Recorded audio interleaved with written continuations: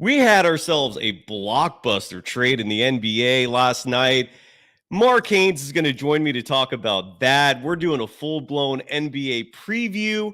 It's an NBA day. And for Warriors fans, I'm going to host another show either later today or tomorrow to break down how that impacts the Warriors. You know, Mike Dunleavy Jr. said some interesting things. We'll talk about all that on a future show. But for now, Mark Haynes and I, we're talking NBA. Let's get into this. This is the Golden Bay! They always find something to nitpick, and that's because there's expectations for us to win. It was a pretty crazy night. Woo! Let's go! In a minute, I'ma need a sentimental man or woman to pump me up. Come on and break me off. 'Cause I get what I want and I like what I see. If you got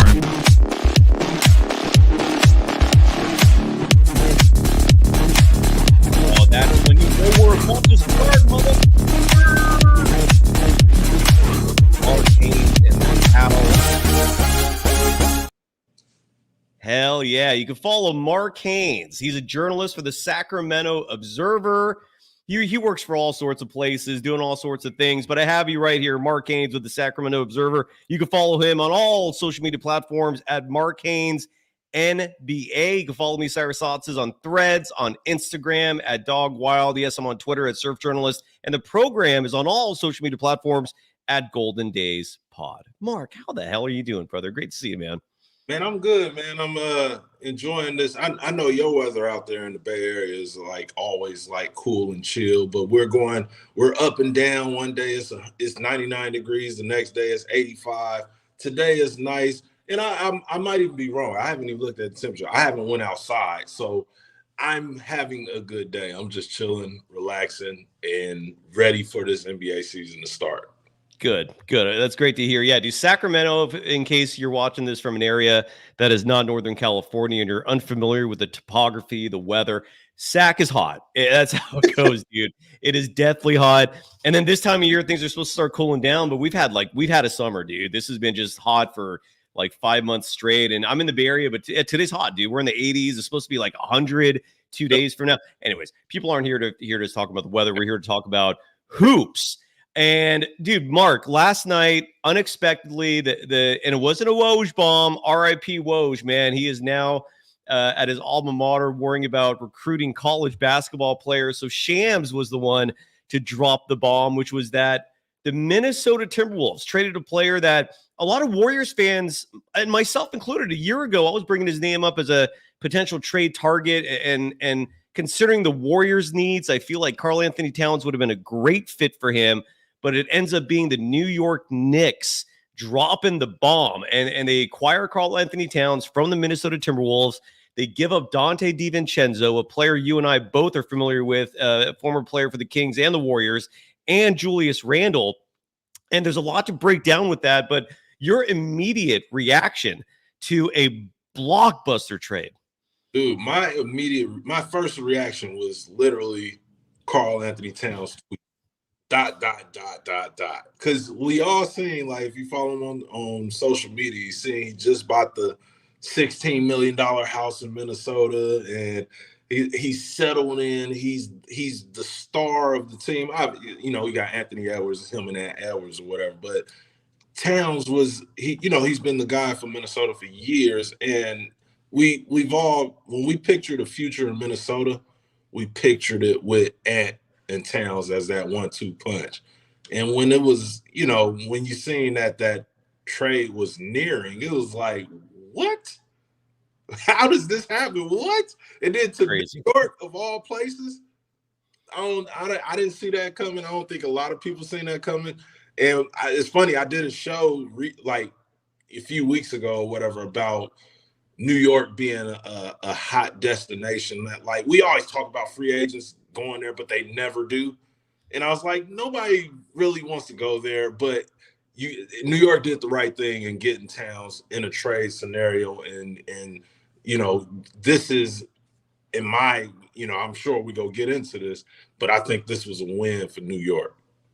Even with giving up Donte DiVincenzo, I know the Julius Randle part of it, the Knicks have been trying to move on from that contract, that individual for years. But Donte DiVincenzo represented that Villanova 4. And, chemistry is important, man. Jalen Brunson gave up a lot of money this offseason with his contract extension, so the team could have flexibility to add pieces. I know DiVincenzo is it's hard to really define him. Like, he's a good player, but he's not an all-star. But do you think despite that, the Knicks are better today? Like this improved them?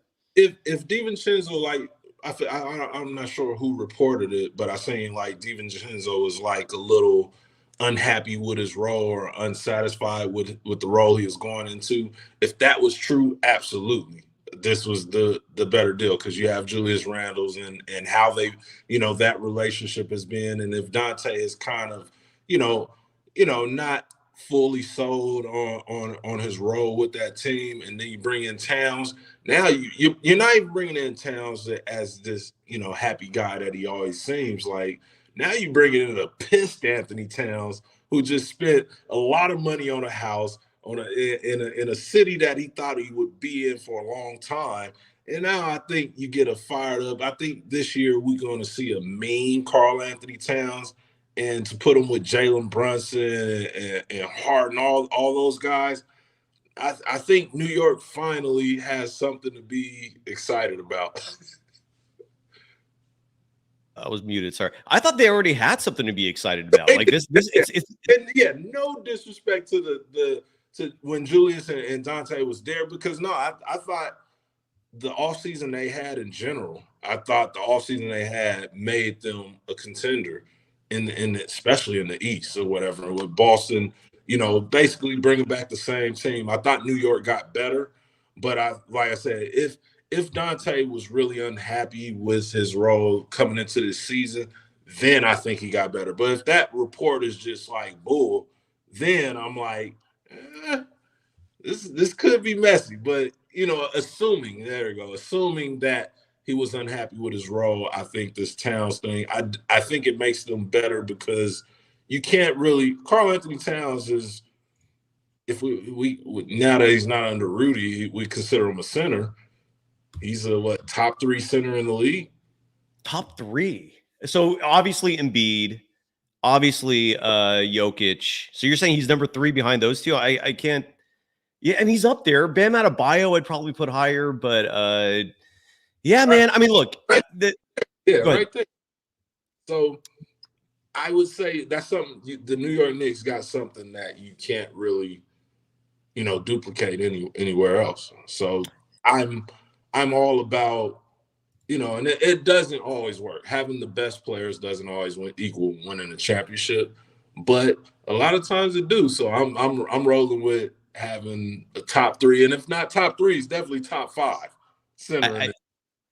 Absolutely. And again, I thought he was a player that would have been perfect for the Warriors, given he's a stretch 5. And last season, he surprised a lot of people, myself included, by showing everyone he could play defense. I mean, his defense on Jokic in that semifinal series was fundamental to the Timberwolves having success. I know Anthony Edwards was playing out of his mind, and you got players like Naz Reid on that squad, but Towns played D, man. Like, Rudy Gobert cannot defend Nikola Jokic. Karl-Anthony Towns, for some reason, can. And when you look at the Eastern Conference, you're looking at the two powerhouses are clearly the defending champion Celtics and now the New York Knicks. But the Knicks, until now, did not really have an answer for the Celtics, especially if Porzingis was going to come back. And now you do. The Knicks didn't really have an answer if they made the NBA Finals for another team with an elite center. Now they do. So I hear you, man. I think that. Do you think the Knicks are deep enough?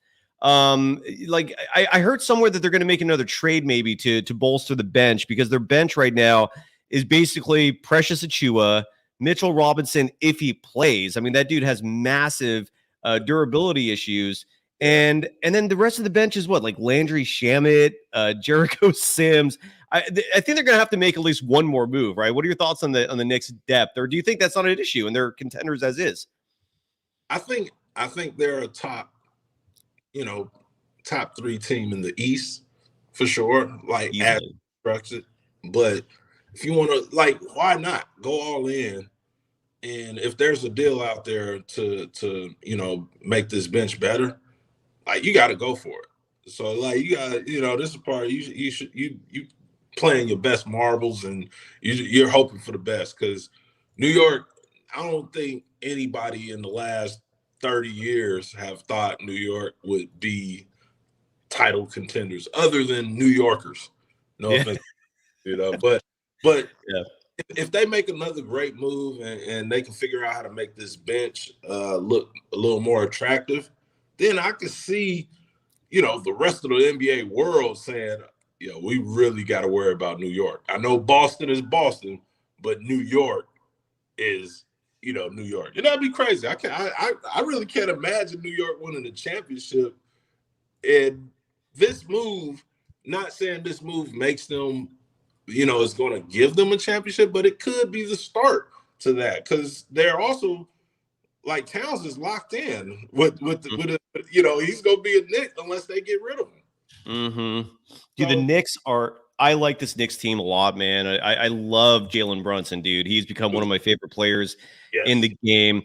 I saw in the chat somewhere that Karl-Anthony Towns is a Jersey native, and I'm looking at his however accurate his Wikipedia page is. He was born in Edison, New Jersey. He grew up in a town called Piscataway, New Jersey. I don't know how you pronounce that. I've never heard of that town, but so the point is he's from the area. So it's not like he's going to a strange, like alien world. He knows the East Coast. He knows the New York area. So good for him. When we come back, because I gave some love real fast to the official sponsor of Golden Days, and that is Bet Online. But after I do this ad read, Mark, I want to hear your opinion on how this trade affects the Warriors and the Kings before we break down every NBA team in terms of their starters are, who their closing five is, and we're going to break down OUs, meaning over-unders on every team's win total. I want to try to win some folks out there some money by giving them our expertise, and hopefully we'll do that. So when we in just a moment, I want to hear, Mark, whether you think life has gotten easier or maybe more difficult for the Warriors and Kings. But first and foremost, the official sponsor of Golden Days is Bet Online, the world's most trusted betting platform and your number one source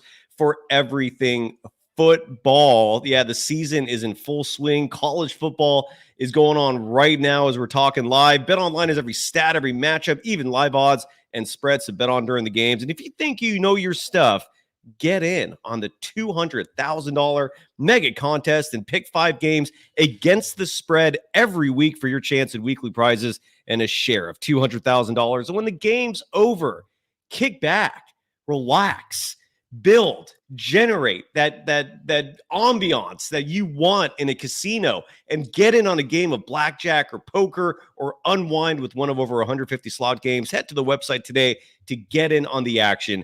Bet Online. The game starts here. Mark, is life easier or harder for the Warriors and the Kings now that the Timberwolves have given up Karl-Anthony Towns and did bring back Julius Randle and Donte DiVincenzo? Your thoughts? Oh, man, that's a really, really good question. That is a really, really good question right there. And what my every time a deal is made, your first reaction is like, oh, this is, especially something this big. This is bad. Julius Randle is a really, really good player. So as much as he's a guy that whenever I play fantasy, basketball with friends or whatnot, I want Julius Randle because he passed the stat sheet or whatever. He does. He makes all NBA teams. People forget that. I'm looking it up right now, but I last year, the year before, he was 3rd team All NBA. So he can play.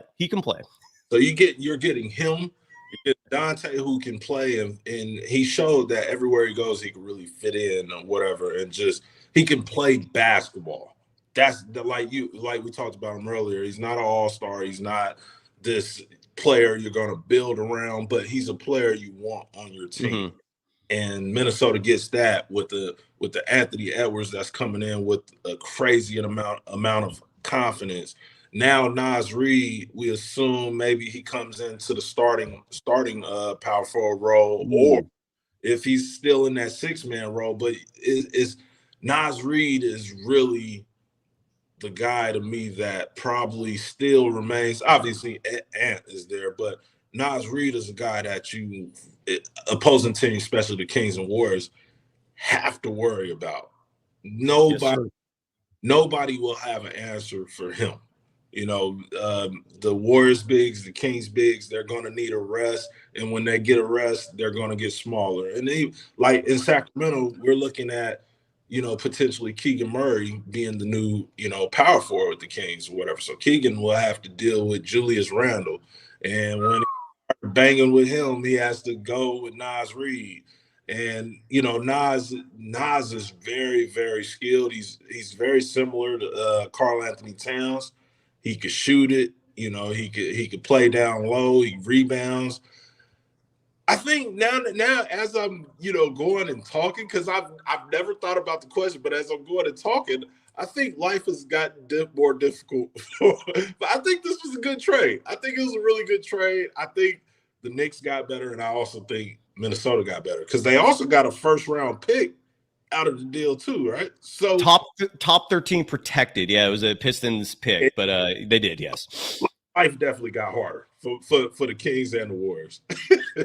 Well, let me ask you this, and again, there's going to be a future episode coming very soon because Mike Dunleavy Jr. was talking to the media just 2 days ago, and if I hadn't, talk about an old man moment, dude. I just threw my back out. I know it's a figure of speech, and in reality, it's like a pinched nerve or something. But dude, I'm still in pain now. I'm a little better, but I was going to host a show yesterday where I was going to talk about Mike Dunleavy Jr. and his comments at his first press conference of the year, and threw my back out. And I was like an old man cripple. It was embarrassing, but whatever. The point is, there will be a show coming very soon, either later today or tomorrow, where I'm going to address whether or not the Warriors screwed up in not pursuing Karl-Anthony Towns. I mean, they were throwing the bag to try to get Paul George. They likely were throwing the house to get Lauri Markkanen, failed on both those fronts. Clearly, Karl-Anthony Towns was available in a trade.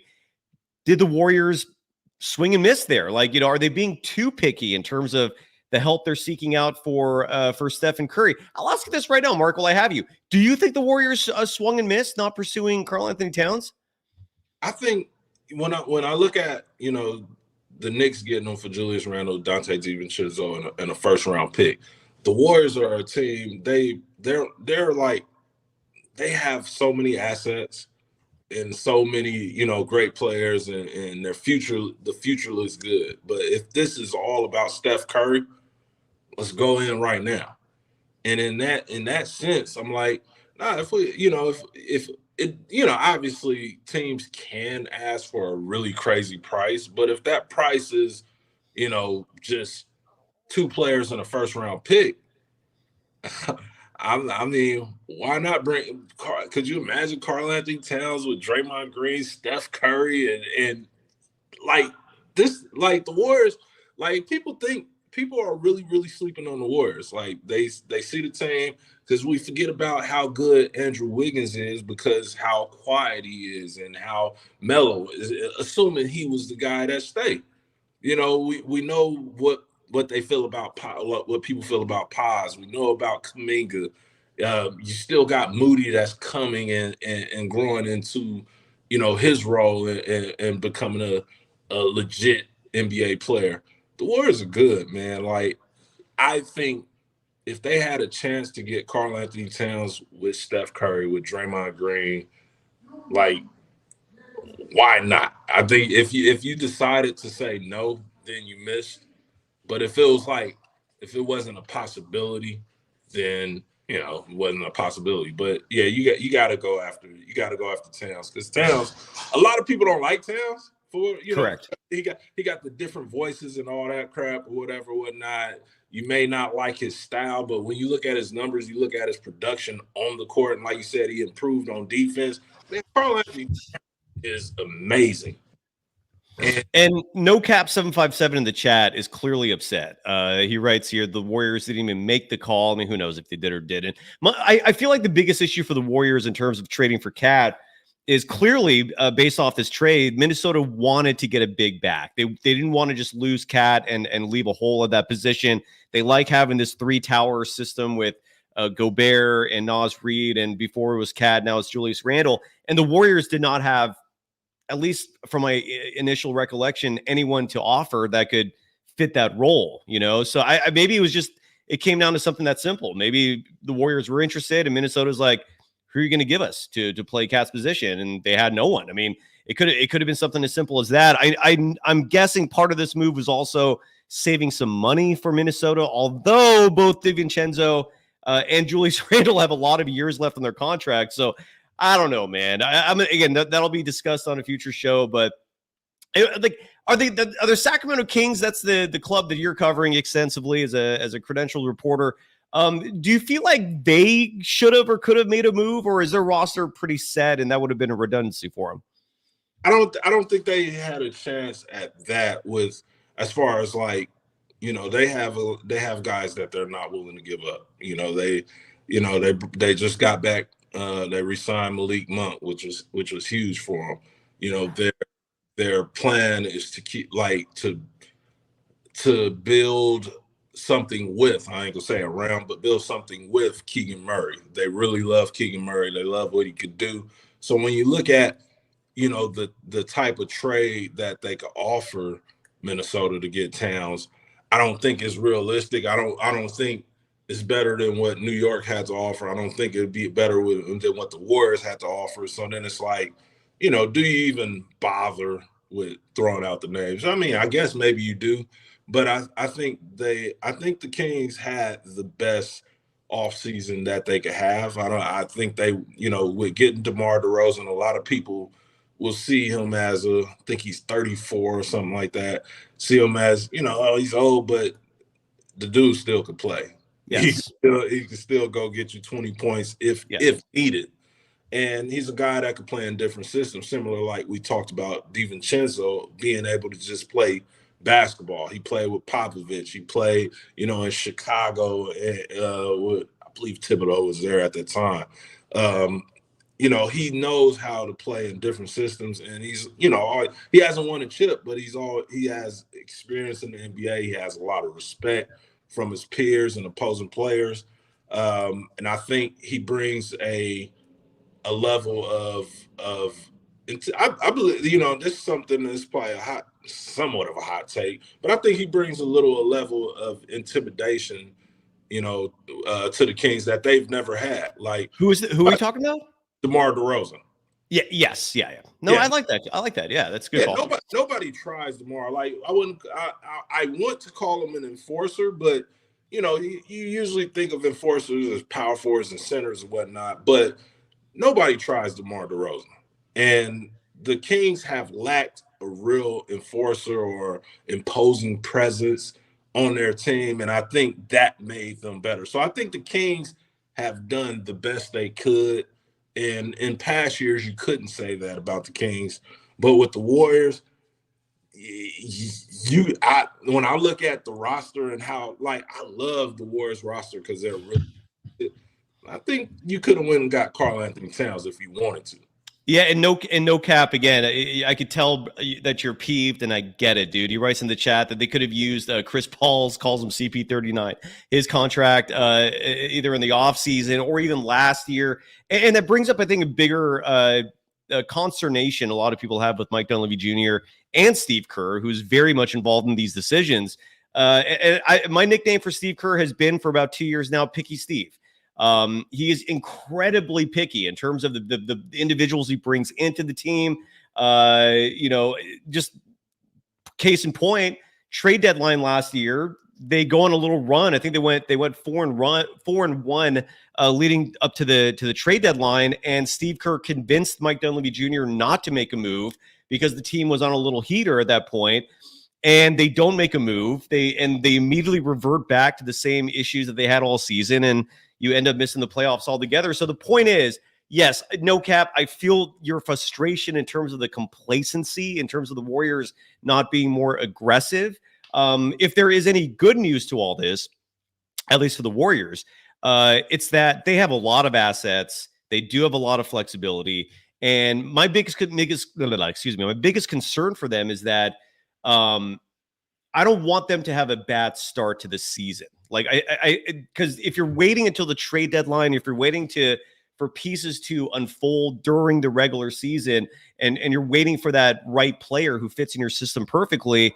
What if you start the season like 10-30 and the season's over before you even have a chance to make a deal, right? Like that's the part of it I'm worried about in terms of them just being picky and overly selective with the individuals they bring in any form of deal. But you got to help Steph, dude. And again, we're going to talk about that much more in detail in a future show, because Dunleavy Jr. made a lot of great comments. And DeMar DeRozan, by the way, going back to your point, he did win the Clutch Player of the Year 2 years ago, the inaugural award, before Steph narrowly beat him out last year. So playing back to your point on DeMar DeRozan's toughness, his grit, the dude is clutch. He literally won that award because he wins.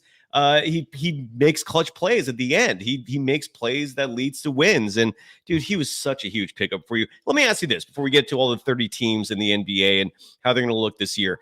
Who's going to have a better season this year? Keegan Murray or Jonathan Kaminga? Ooh, I knew that was coming. I was prepared for that. So I will say, So giving that both, like Kaminga, obviously he's, with the departure of Klay Thompson, Kaminga might be, depending on, as we've seen him working in the offseason, and he looks amazing, he obviously working hard or whatever, he could be the number 2 option, for the Warriors. Might have to be, man. I don't know who else it is, really, So in that sense, I would say Jonathan Kaminga is going to have the better year than Keegan, because with the Kings, Keegan's now dealing with, like we just talked about, DeMar DeRozan is coming in.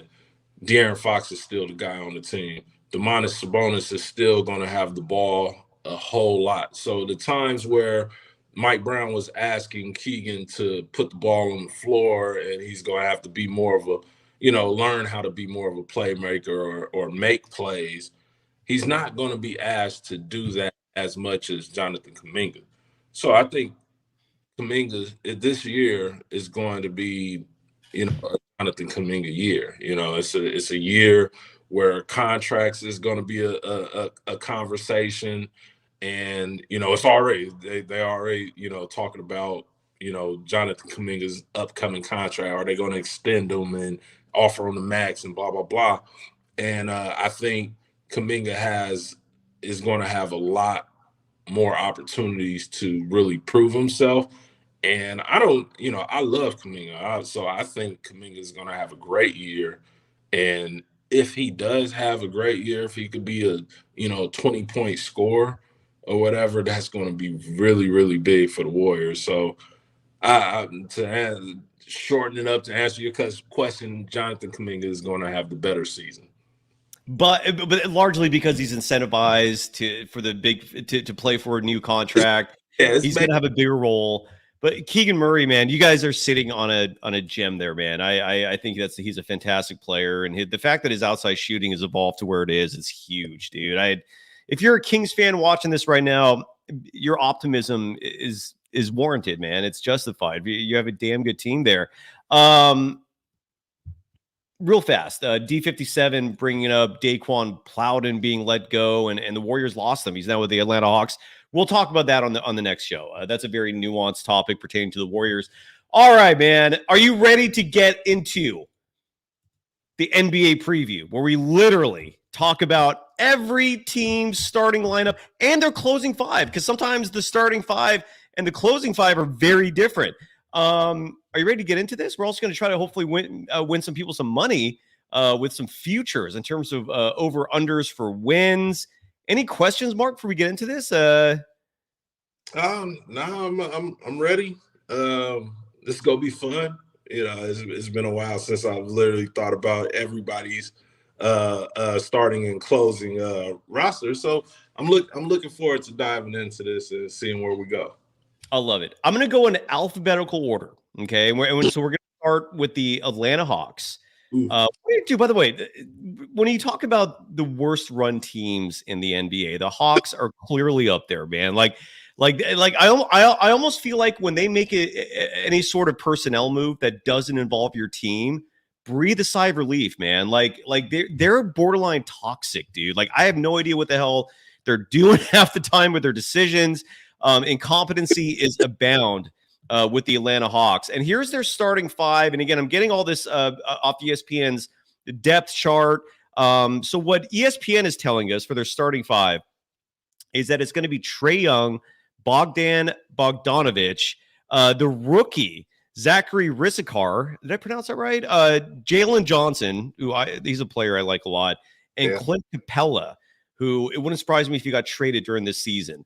Your thoughts? Well, my thoughts is as I'm looking through the roster or whatever, the starting five was like, sure, they have a starting five. You got to put a starting five together. And Trae Young is I really love Trae Young. I think Trae Young is really, really good. But I don't think this Atlanta Hawks team is really, really good at all. And no disrespect to players, I don't know a lot of guys on the roster. I don't know if we're opening up to going through this 30 teams, but I know the starting five. You got Larry Nance down there, DeAndre Hunter, who if the rookie doesn't pan out right away, Hunter could easily jump into a starting role. But this is a team that's developing. You got Onyeka Okongwu. I think that's how you say his name. Okongwu, yeah. Yeah, I like him a lot. Yeah, he's good. He's good. This is a team that, for sure, they're developing. They're trying to figure it out. Trae Young is over there stuck, in the midst of that, and he's going to get a lot of slack of, leading a team or leading teams that's not good, even though he made the Eastern Conference a couple of years ago. It's just going to be a team where they're trying to figure out something and they don't have it right now. So, who starts, it's probably going to be who finish. And then for fans, it's probably going to be like, who cares? Yeah. Well, it wouldn't surprise me if Dyson Daniels and Larry Nance Jr. ended up closing games over Capella, maybe over Rissikar, who's a rookie. The one thing I'll say about the Hawks, which I feel great about, and all the OUs are courtesy of BetOnline, the official sponsor of Golden Days. The over-under for the Atlanta Hawks this year is 35.5. Put your money down on the under. I feel great about that. Like the Atlanta Hawks last year finished the season with a 36-46 record, and it's honestly surprising they even got that high. They lost. I'm drawing a blank on his name. The point guard who got traded to the Pelicans, DeJounte Murray. Thank you. So they lost him. I thought that was a one-sided trade. It wouldn't surprise me if Trae Young is dealt during the season as part of it, just blowing up the whole thing and rebuilding.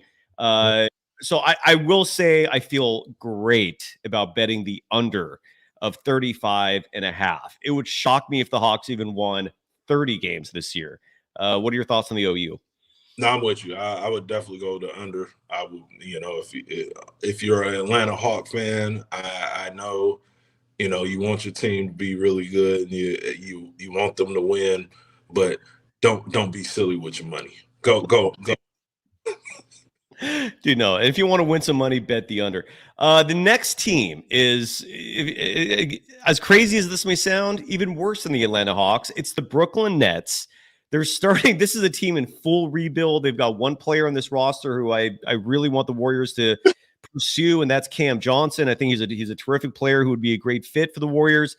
Their starting five is Dennis Schroeder, Cam Thomas, who can put up a lot of points, Cam Johnson, Dorian Finney-Smith, and Nick Claxton. Ben Simmons is on this roster as well. They I don't know why they signed Killian Hayes, but they did. Your thoughts on the Nets, man? The Nets is, like you said, it's another rebuild team.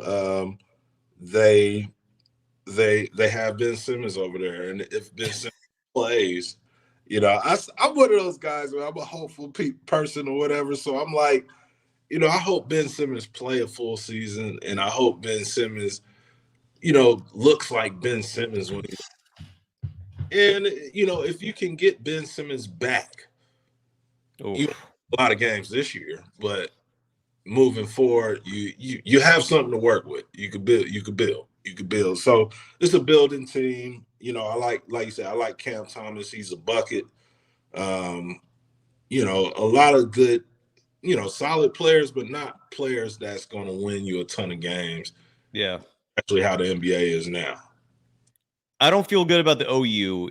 The line is 19.5. I would bet the under, but this is not one that I'm going to sit here and recommend because that's a toss-up. Any thoughts on the OU being 19.5 wins? And real fast, last year, the Brooklyn Nets were 32-50. So they're projecting a 14-win drop-off for them in a rebuild year. Do you have any thoughts on 19.5 wins for the OU? I'm going to, and I'm not a good, picker or chooser when it comes to betting the over under, but I just, I understand that somebody has to be really, really bad in the NBA, and then there's some people that have to be really, really good. But I don't think the Brooklyn Nets are going to be that bad. If I was betting, I would go over because, if you win one game a week, so I'm not a mathematician either, but if you win one game a week, I think you got a chance to be over. I'm not sure, and I think they can win one game a week. Oof, yeah, that's a good call because that's well, the next team is an interesting one. They could actually have a great season. They could have a lousy season. Either way, it wouldn't surprise me. And I'm referring to the Charlotte Hornets. And I think the biggest mystery with this team, and it has been pretty much for the last 3 years, is whether or not LaMelo Ball is going to even play. He's had a lot of durability issues. There's a lot of regret with Dub Nation regarding the 2020 draft. If the team did a redo, obviously Anthony Edwards is who you trade up for. He was available. But if you don't, LaMelo Ball would have been a far better pick than James Wiseman. I digress. The starting five for the Hornets is LaMelo Ball, Brandon Miller, and this kid could turn out to be something special. Josh Green, Miles Bridges, and I have no clue who the starting center Mark Williams is, but that's their starting five. And I'm guessing the starting five will be the same as the closing five unless Trey Mann slides in there. They do have Grant Williams, actually. So Grant Williams, I think, would actually, in all likelihood, be in the closing five. Seth Curry chose to go back there. I have no idea why, but that's the team. Your thoughts on the Hornets? Again, another building team. I think LaMelo being out last year, with the injury and stuff, I think that kind of, when you get those injuries, it kind of slows down the progression. Not even the progression. It slows down seeing what they potentially could be and, like, where you're building. So it's like you're like a year behind or whatever. So I think LaMelo Ball, I think he's a future all-star. I was a guy when I used to see the high school highlights of him and how he used to kind of like, half-ass play, but, still was good. I was like, man, I just don't see this working in the NBA. And then when he got here, I'm like, nah, this dude he's really good. He can be an all-star. And I think he's somebody to build around, but you need him on the court. And then you got Brandon Miller, who's a guy play, multiple positions. He's 6'9", and with the NBA being a smaller NBA, he's a guy that could play the 2, 3, or 4 and be successful at wherever you put him. So he gives you wiggle room to build, whether you're looking for, a star to bring in, or if you're looking to draft like OKC. Brandon Miller is an amazing guy to have on the roster because he kind of opens up things for you to try, but the Charlotte Hornets can't mess it up. I think they're going in the right direction. It's going to be a tough season for them this year, but I expect Brandon Miller and LaMelo Ball to be great. And LaMelo Ball made the All-Star game in 2022, but he's just mired by injuries. And real fast, by the way, going back 30 minutes or so, whenever we started, I just wanted to add Julius Randle, going back to the Blockbuster trade. He's made 2 All-NBA teams, man. He made the All-NBA second team in 2021, All-NBA third team in 2023, won the NBA's Most Improved Player Award in 2021, 3-time All-Star. My whole point is Julius Randle has a resume. So it's not like the Timberwolves added a scrub, but he's not Cat. So next team on the list as we go along. Oh, real fast. The Hornets, their OU is 30.5. For them, that's a high number. That's a very tough one. That's a stay away for me. I'm not going to recommend putting money down on that. If I had to bet, I'm going to bet on LaMelo Ball's first year of durability in 3 seasons, and they're going to get the over as a result of that. Your thoughts? I'm seeing this trend of us being opposites or whatever. This is what I'm going under on. And Okay. Yeah, I'm going under. I don't think they're winning 30 games. But I love to be wrong. There's nothing wrong with being wrong, but I definitely don't think they're winning 30 games. And then moving on to the next team.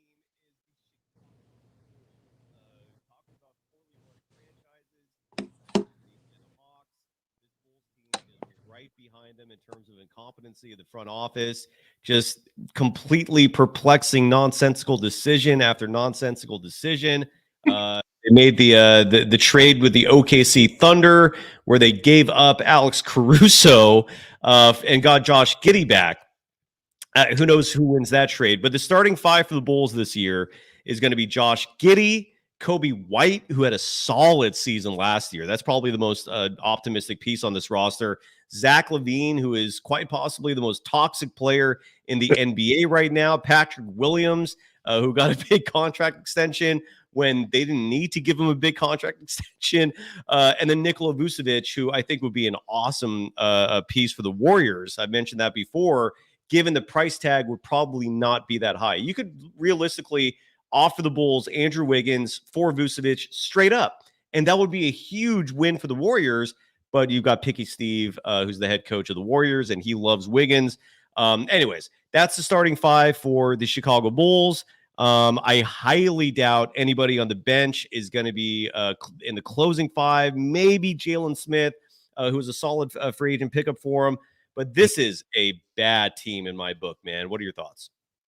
We haven't went over the over under yet, but I think we're going to agree on this one, whatever that number is. I think we're 28 and a half. Yeah, so we're gonna agree on that. Yeah. But yeah, this is a team that injuries like with Lonzo Ball. I would have really loved to see Lonzo Ball, Zach LaVine, and DeMar DeRozan. I would love to see them play together, but unfortunately, injuries, took that away mainly because I think Lonzo Ball was the piece that makes everything work. And Lonzo Ball, if let's say Lonzo was the Lonzo that he was turning into, I think he can maybe get this team to 28 wins or whatever. Oh, yeah. But correct. we see how guys come back from injuries. It takes time. Like coming back from an injury is a great thing, but being the old you, that's another story. And sure. Like you said, Kobe White, had a great year last season. And I'm gonna show some love to a guy. We ain't talked about him or whatever, but he has some ties to my hometown of Fresno, California. Dalen Terry out of Arizona. I'm expecting him to make an impact on the Chicago Bulls team this year. And shout out to Dalen Terry and his family. And if y'all don't like my pick of Dalen Terry, making noise this year, so what? I got love. By the way, because I just thought of this right now before we move on, and I forget again. And side note, Mike Weisberg in the chat saying he loves the Hornets. Charles Lee is a very good head coach. Just want to throw that note in there as well. But I wanted to ask you, man, given Adrian Wojnarowski retired recently, your brother Chris Haynes, I've heard his name mentioned as a successor. Can you reveal anything to the audience, man? Have you talked to your brother about maybe stepping into Woj's shoes? Anything you want to add?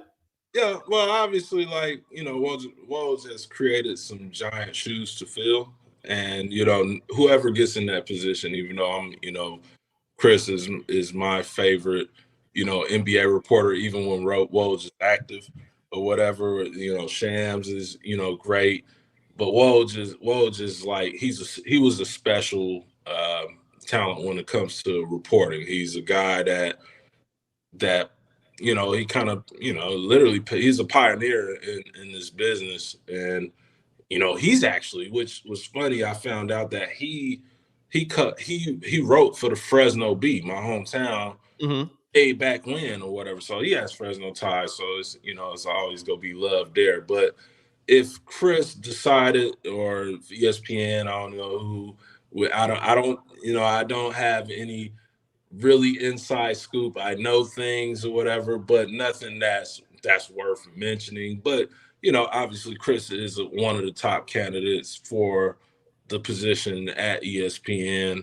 And there's, with Shams out there being a free agent or whatever, this is kind of like the first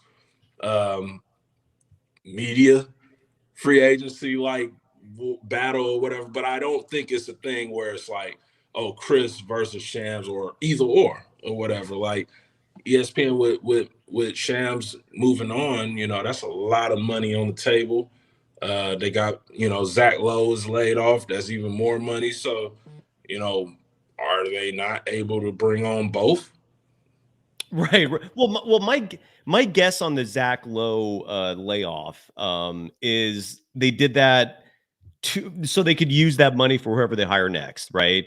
That's my prediction, is that they did that partly because, I mean, they're laying people off anyways, but also they're going to replace Woj, whoever that ends up being. But I thought of your brother, because when I think of the individuals who are connected, who are insiders, who are breaking news on a consistent basis, now that Woj is out of the picture, it's Shams. I think your brother is easily number 2. And then I don't know who comes after that, to be honest. Right.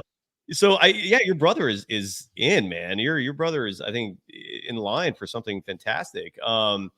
Anyways, yeah. So going back to what the topic at hand, which is every NBA team's rosters, who's starting, who's closing. Next up on the list is, and please jump in at any point if you want to add anything. I don't mean to cut you off, man. Is the Cleveland Cavaliers.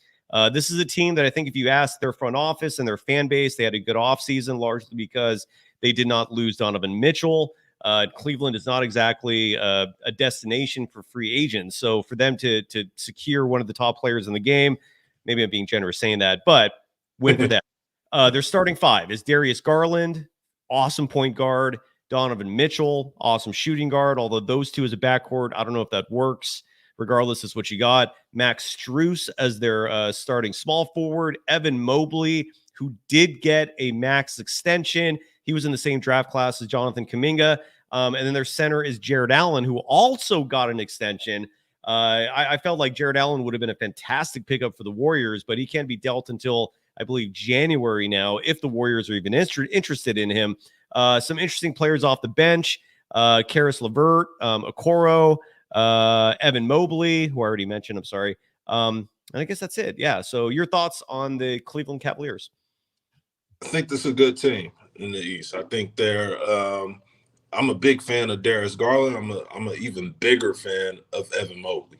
I agree with the extension. I think he's a guy that has tremendous upside on defense, which he's shown, in a short time in the NBA. But I just think he could be I think he could be an all-star. I think, Evan Mobley is like, when you look at him and you see how talented he is, it's like he has more room to grow, and he could turn into, the face of this franchise. When you have a point guard like Darius Garland, who's he could score the ball like crazy if he wants to, but he's a facilitator. He gets everybody involved. He can really pass the rock. And then Donovan Mitchell is that guy that, veteran or whatever, even though it seems like he just got in the league, but he's been around. Now, I think the Cleveland Cavaliers they're a top 6 team in the East, and maybe even higher. Like you said, you mentioned the guys coming off the bench, Karis LeVert. A guy that I always seen for the Cavs always kind of just do well, and like I don't know why, but I hear his name all the time, is Dean Wade or whatever. Because yeah. And it maybe announcers are playing with the D Wade thing because we got Dwayne Wade, but Dean Wade, it sounds good. I definitely think the Cavs can be a good team. I think top 6 in the East. Here's my take on the Cavs, and I don't know if you agree with me on this or not. I think they're a very good team who has no shot of winning a title. They've set themselves up for being an above-average squad who's going to make the playoffs year after year. So at least you're keeping your fan base interested. But if trophies are your goal, forget about it. There's just too many better teams out there. Let me ask you this: last year, the Cleveland Cavaliers won 48 games. Their final record was 48-34. Are they matching that? Are they winning more than that? Are they winning less than that? Because that's their OU is 48.5. So you're basically betting on Cleveland next year to either do better or worse than this year. What do you think they're doing? I'm gonna say under, and not because I don't think they can win 48 games or whatever, but 48 games is not easy to do. Like, that's a really, really good year. So that's the reason I'm gonna go under. I don't see them matching that, and I'm going under. I defer to you on that because that's a stay away. I have no clue what the real answer is. I don't feel good about either direction. Something in the chat, by the way, real fast, that Portola 45 brought up is, why do you need insiders? Each team should announce their breaking news. And he's right. My response to that is, this is an entertainment industry. Right. And those insiders, every time they're breaking stories, you're getting millions of fans stirred up, excited. We're having a discussion about it. Anything you want to add to that? Yeah, I mean, I understand the sentiment, and I would love if we had a more equal opportunity to grab news and things like that. But like you said, the entertainment business is about like what gets the most buzz. And like, I'm the brother of one of the biggest newsbreakers in the game or whatever. And it's definitely a difference in buzz when I break news opposed to when Chris breaks news or whatever. So, as for the NBA and as a brand, all you want to do is grow the brand. So whoever give you that buzz and that, clout, that's why they want it. They want it, they want it to be talked about. They don't want to hear, my dad is in his 70s. And when he said it, when he was younger and he used to hear about trades back in the day, like radio and stuff, but it would just be like, oh, Wilt Chamberlain was traded to, the Lakers. And then you just go on about your business. And that's how exactly. And then you had sports talk kind of emerging. Like you said, you'd hear that breaking news on the radio, and then sports talk became a thing because that was the first time people had a voice, right? Where they'd call in and give their takes, and that evolved into everything we have now. You're absolutely right. Sal Paradise in the chat, by the way, thinks the Cavs will get 50 wins. So if you bet the over and you lose, bet Sal or blame Sal Paradise. It's all his fault. Moving on. I'm being facetious. It's all good. Moving on. The next team on the list, we're going alphabetical, are the reigning Western Conference champion Dallas Mavericks. They're starting 5. Now that Klay Thompson is in the picture, which hold on, we skipped the team. We did? We missed the NBA champs. The Boston Celtics? Yeah, we missed them. You're absolutely right. And the reason, you're right. And the reason why I missed them, that was my faux pas, is because they don't have an OU right now. Oh, yeah, they do. No, yeah, they do. No. Here's what happened. BetOnline, the official sponsor of Golden Days, they're human beings like everyone else. For some reason, they put the Celtics at the very bottom of the list alphabetically. Maybe they want to about them last. Maybe that's what it is. They put them last. So I was going to save the Warriors and the Kings last for us. So let's do the Celtics right now. Yeah, Celtics are next. So the defending world champions, great call on that. Thanks for picking that up. Dude, what are your thoughts on the Celtics, man? Are they going to repeat? Are they going to repeat? Like, what do you see happening with them this year before we get into their starters and all that good stuff? Man, when they first won last season, I was like, repeating is very, very hard. But I feel like, and I guess we could blame Steve Kerr again. I feel like Steve Kerr played a part, and I can see the Boston Celtics repeating because you got an angry Jason Tatum, who already the Olympic team already created an angry Jaylen Brown. who had Jalen should be just happy about everything, but how things get off, like why piss these dudes off? Like, why give them some ammunition? And it was like the basketball world was like, you know what? The Olympics is coming. Let's figure out how we can piss the Celtics off even more. No, we basically didn't have a Jason Tatum on the U.S. team. We didn't have a Jaylen Brown on the U.S. team, and they just won the NBA championship. Yeah, no, Mark, you repeat it. I've said those exact points multiple times on this show. I agree with you, and you're right. In a lot of ways, if the Celtics repeat as world champions, you can blame Steve Kerr for giving them the motivation and the fuel by angering arguably the two best players, not just on that team, but in the entire NBA. They're certainly up there among the best players overall. I'm with you, man. Their OU, by the way, the starting five is Drew Holiday, Derek White, both Olympians. Jason Tatum, Olympian. Jaylen Brown should have been an Olympian. And then right now their starting center is Al Horford because Kristaps Porzingis is projected to be out until December, maybe January. But that's the starting five. And then some players off the bench who are good include Peyton Pritchard, Sam Hauser, Luke Cornett. They added Lonnie Walker IV, a player who I think is excellent pickup. Yeah. Fantastic pickup. They also have Xavier Tillman as a backup five. This team is stacked, dude. They're the only thing is their over-under is 58.5, which I'm going to lean towards the under on that. Last year, the Celtics final record was 64-18. So I do understand that I'm by betting the under, we're expecting a drop off. But Porzingis again is also not going to play for a while. As hungry and as motivated. Shit, I'm like talking myself out of that. I don't know what do you take it away, man? I've talked a lot. I'm gonna go under. I'm gonna go under because 58 coming off a championship season. Even though we seen what the Warriors, the 73 year happened after winning the championship, right? And man, goodness, 58. That's a tough one. Yeah. I'm staying away from that. I do not recommend betting that, but unless you feel really good about it. But if you put money, I forget we're talking about money. So no, go under. Go under. That's a safe pick. I'm leaning that way also. I mean, the Celtics just were on a tear last year. It's going to be hard to replicate at least the regular season success. But it would not surprise me if they repeated, brother. You literally just poke. All Steve Kerr did is poke the bear.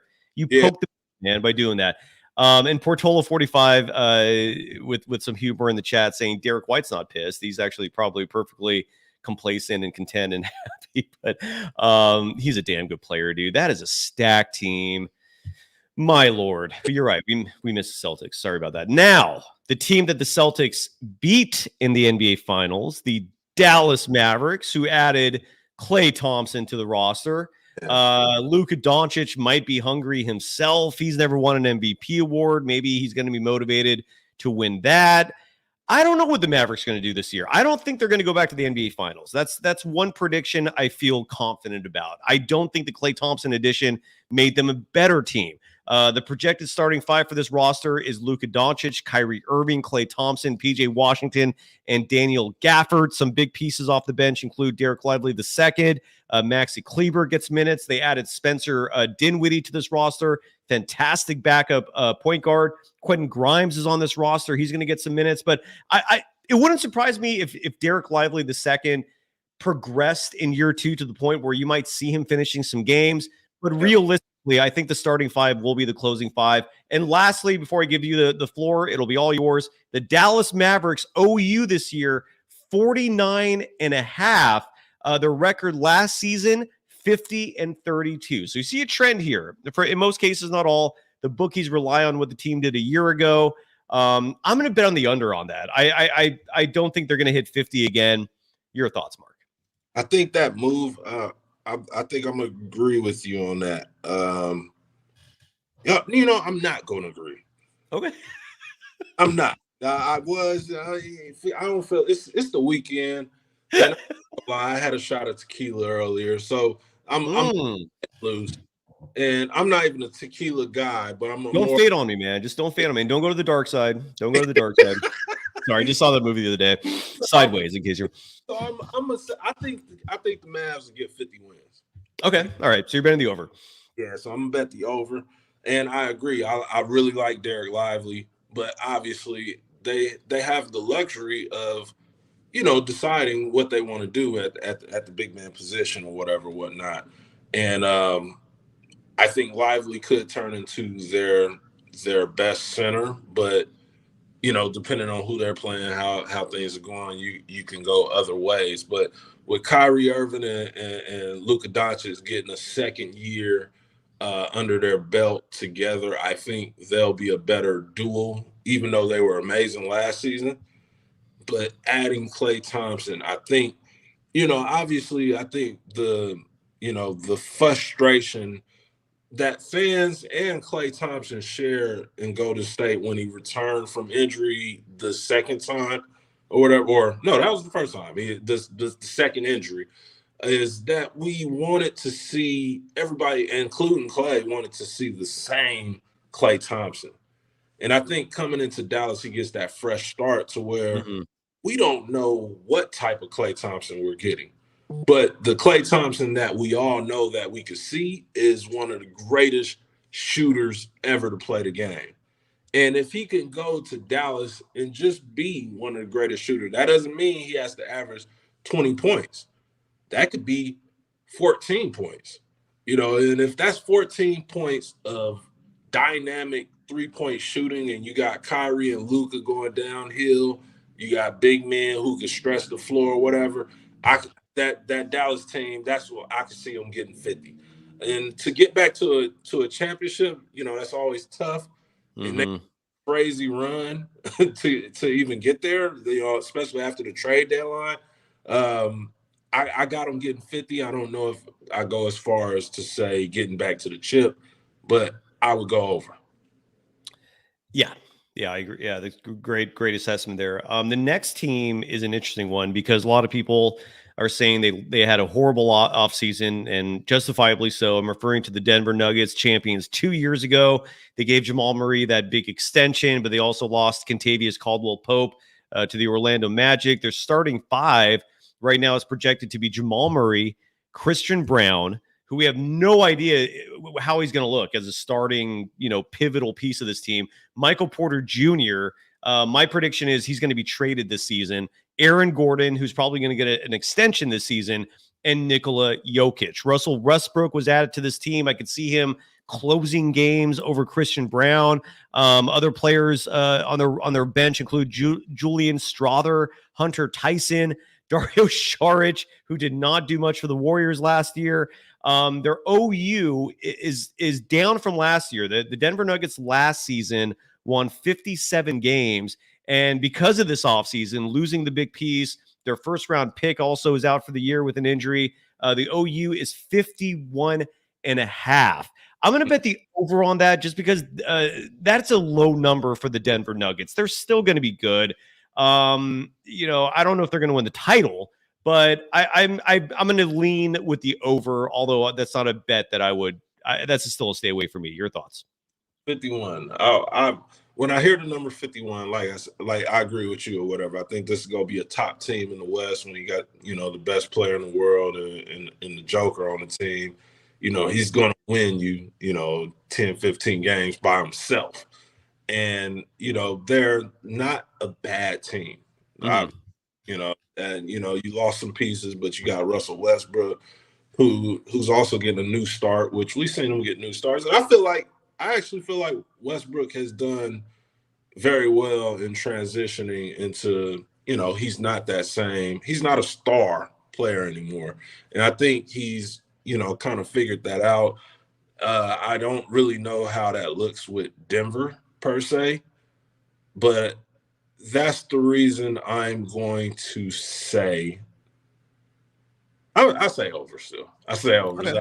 I can't get over like how good the Joker is, and exactly, especially during the regular season, where not to say teams take regular season games off, but it's not the same as a playoff series. So I think they get over 51. The Detroit Pistons, I don't imagine we need to spend much time on them next. Again, one of the downtrodden franchises in the NBA. They do have new ownership, I believe, which oftentimes can lead to a fresh injection of, energy, innovation. So maybe they'll be a better team. Who knows? But their starting five is Cade Cunningham, Jaden Ivey, Ozzer Thompson, Tobias Harris, who got another big deal. I don't know how that guy's continuing to fleece NBA franchises, but he is, dude. That dude's set financially for 10 lifetimes, maybe 100. And then Jalen Duren is their starting center. Isaiah Stewart comes off the bench. So does Malik Beasley. Tim Hardaway Jr. was another big pickup for him. I could see him actually closing games. And their OU is 25.5. I'm going to go with the safe bet with the Pistons and bet the under. This is not a team that wins a lot. 25.5 is a pretty high number for the Detroit Pistons. And last year, their record was 14-68. I don't think they did enough to show a 12-game improvement. Your thoughts, sir? Yeah, I'm with you on that. Like I said, we don't got to talk much, but I'm going with the under. And, I like Cade Cunningham. He got paid this year. He dealt with injuries, but he's just a solid, point guard who's going to be really good as long as he can stay on the court. Ozzer Thompson, the twin, I love him. I believe he's the one that be rebounding. And I really like him. I like Jaden Ivey, who looks like they have him out of the starting lineup or whatever. But I like Jaden Ivey. I think they have good pieces there to kind of try to figure something else, to build around that.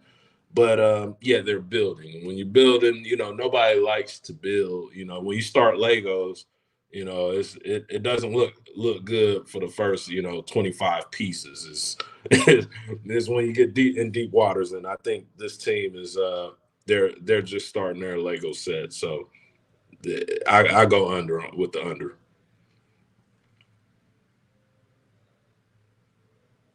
Okay.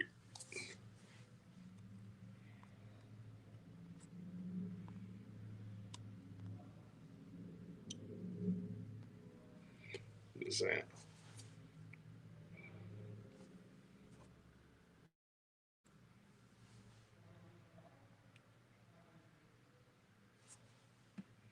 I can't hear.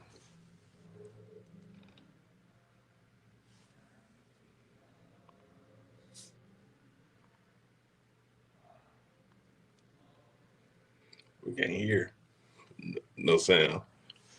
Oh, sorry about that. I was muted the whole time. Jesus. Oh my God. Speak up more if I do that again, please. Sorry about that. I thought you couldn't hear me. That's all I'm saying. My bad. That was my screw up. Okay, so next up, Jesus, that was like a 30 seconds there of dead air. I apologize. Next up are the Houston Rockets. This is a team with a great head coach. Overachieved last year. They finished the season with 41 wins, even 500 record. And that's only going to get better when you look at the roster this season.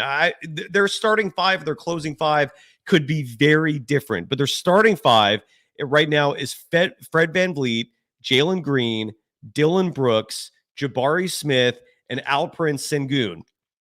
Coming off the bench, Amen Thompson, Reed Shepherd, who I'm hearing great things about, Tari Eason.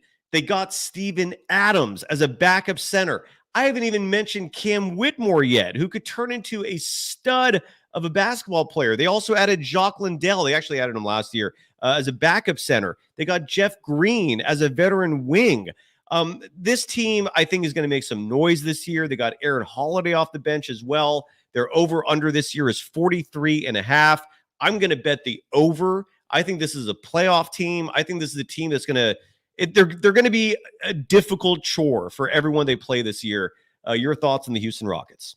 No, I couldn't agree with you more. I have more favoritism on this team or whatever, but with Jalen Green also being from my hometown of Fresno, California, I love repping Fresno when I can. No.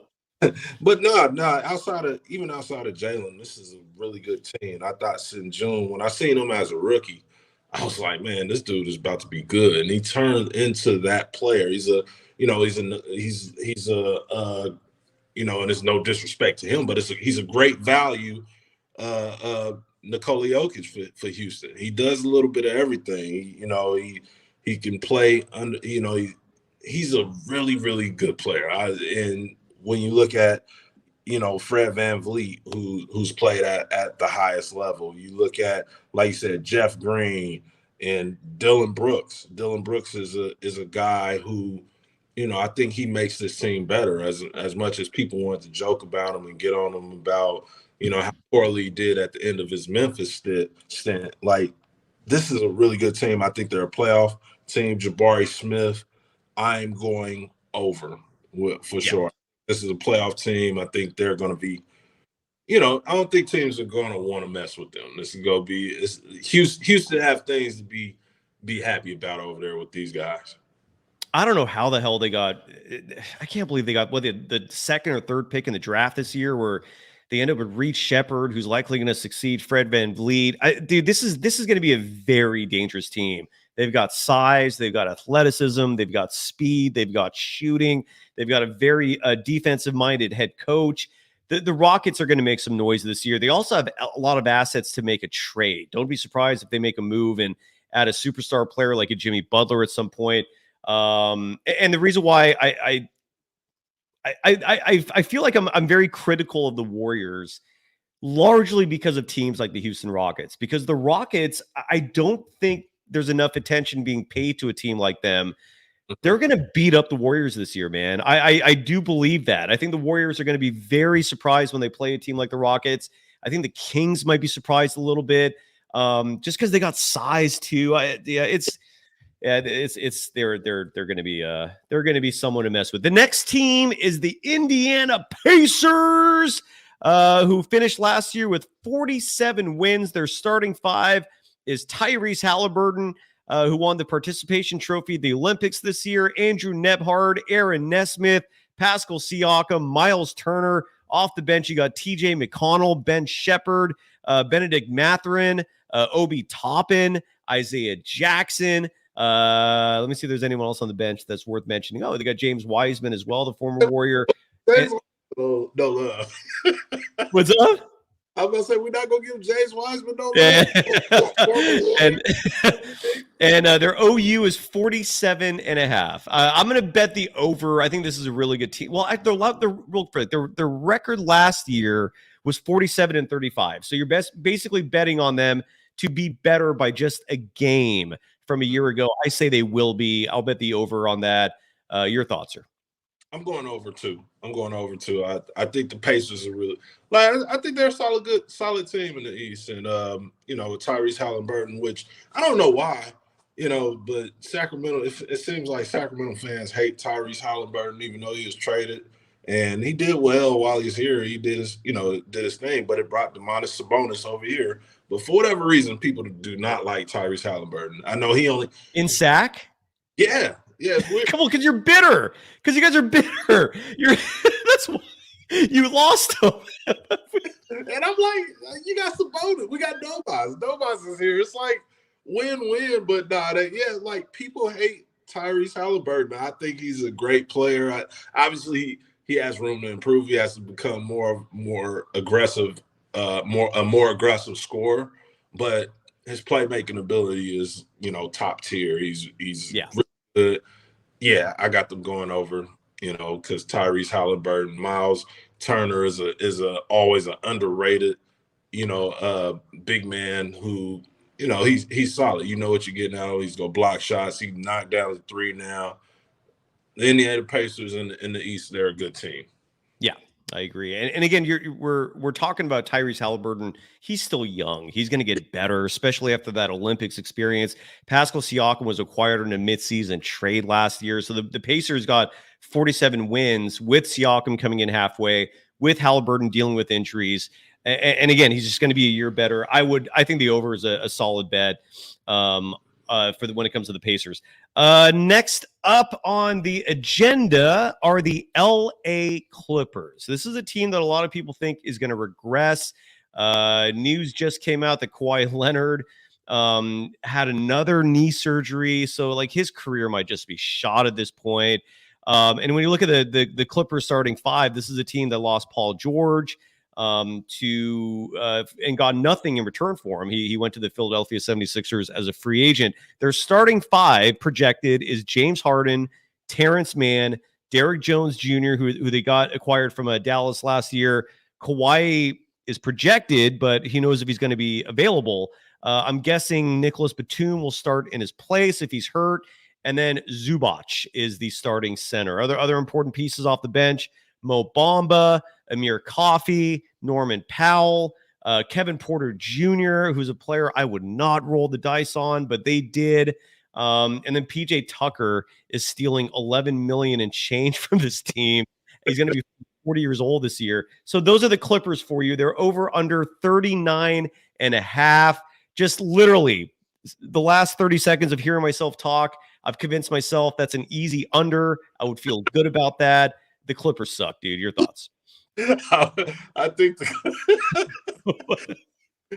the Clippers turned back into the old Clippers this season. Yeah.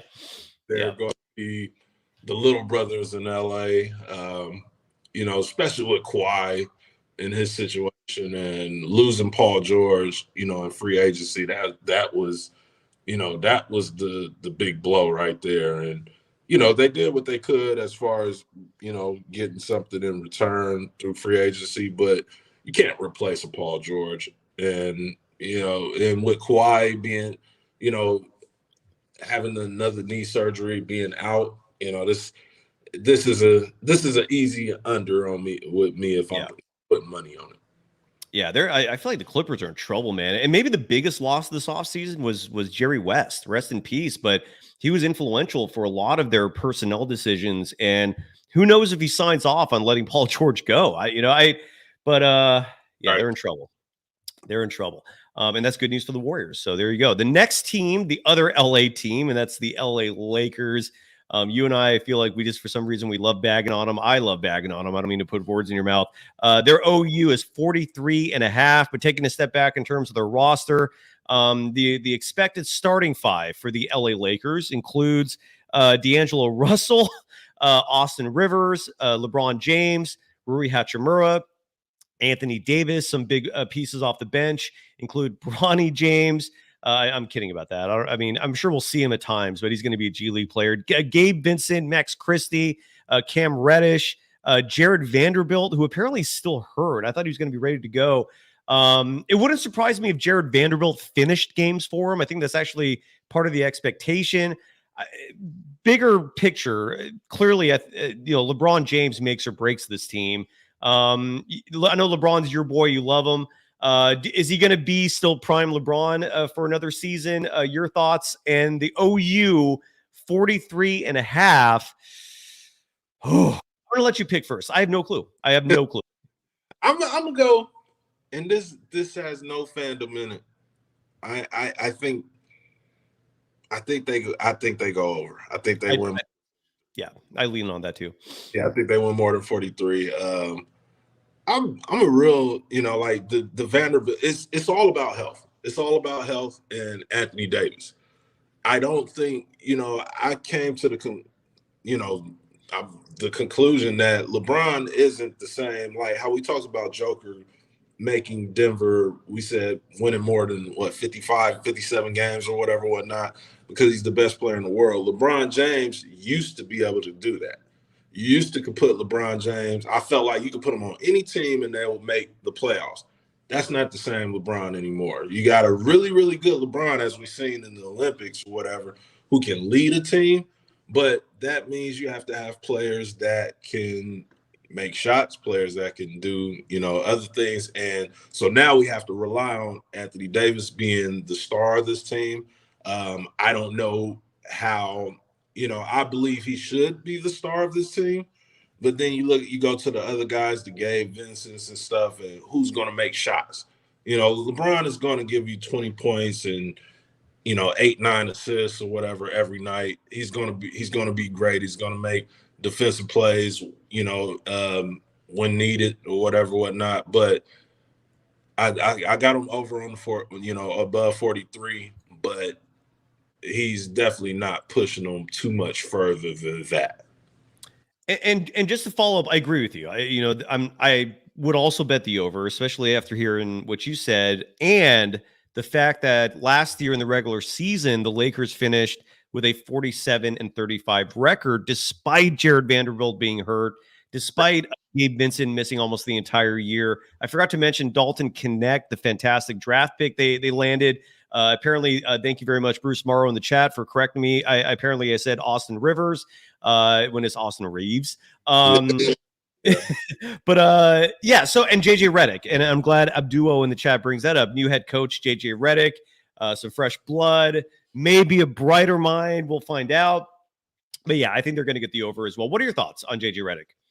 You know, I'm glad you asked me that, because I didn't think about JJ Redick when I thought about them being over and under. You know, I think he's got an amazing opportunity to coach, you know, LeBron and AD and the Lakers. You know, to be the coach for the Lakers is crazy for your first gig. But I don't know if that's I don't know if it's a plus for the team.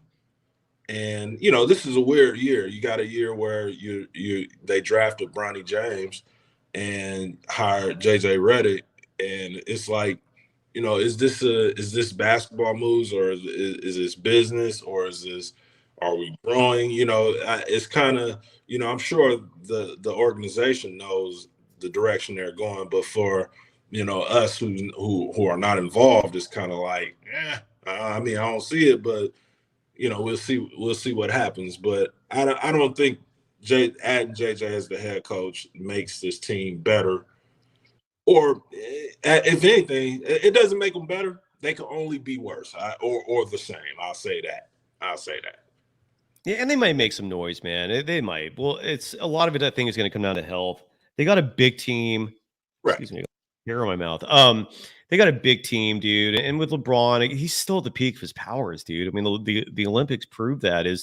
His longevity is earning even my respect, dude. And Mark, you'll be happy to hear this. LeBron has actually gone up in my all-time rankings to number 2 now. He is clear-cut number 2 behind Jordan. He'll never pass Jordan. I know you don't like hearing that, but I have LeBron number 2.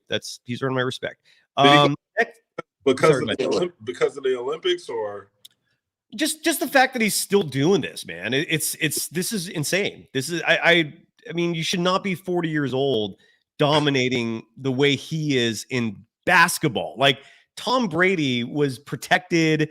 No one could touch him, right? Like, so he was a quarterback who was not getting hit, man. So he could probably keep going into his 40s, where all you have to do is worry about your arm. LeBron James is playing a very physical sport where athleticism is arguably the most important variable.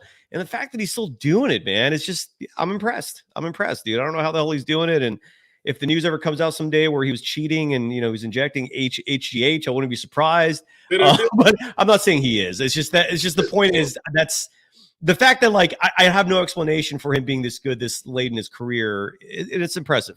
It's very impressive. All right, I'm with you. All right, so we're getting there, man. And Mark, I promise you, this is not how long I normally go on a show. Thank you for rolling with me on this. I feel like we've committed. We've gone this far, right? So we got to fit. So, and I'm currently in trouble by the wife right now. But I'm with you. I'm like, we're here. She's gonna have to come pull me out of here, dude. All right. Well, we'll go as far as you can. Okay.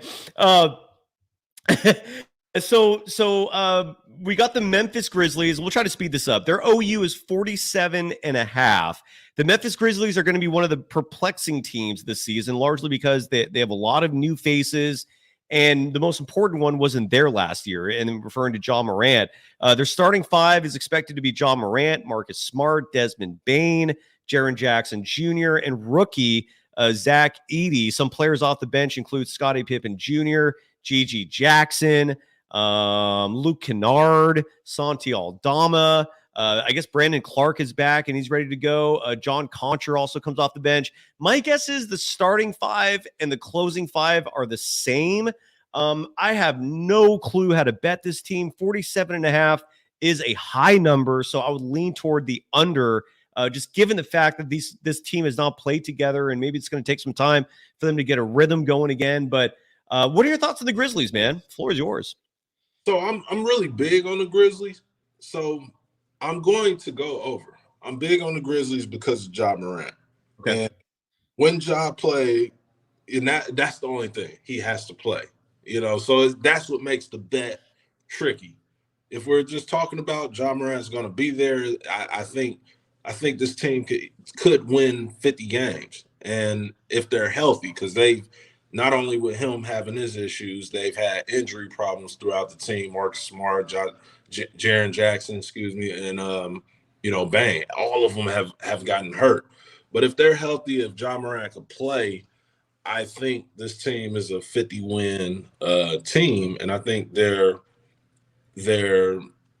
when I say I think they can be contenders. And it's a different. I know it's all about a chip, but if you're in that top four, I think this could be a top four team in the Western Conference. In a Western Conference that's going to be really, really good.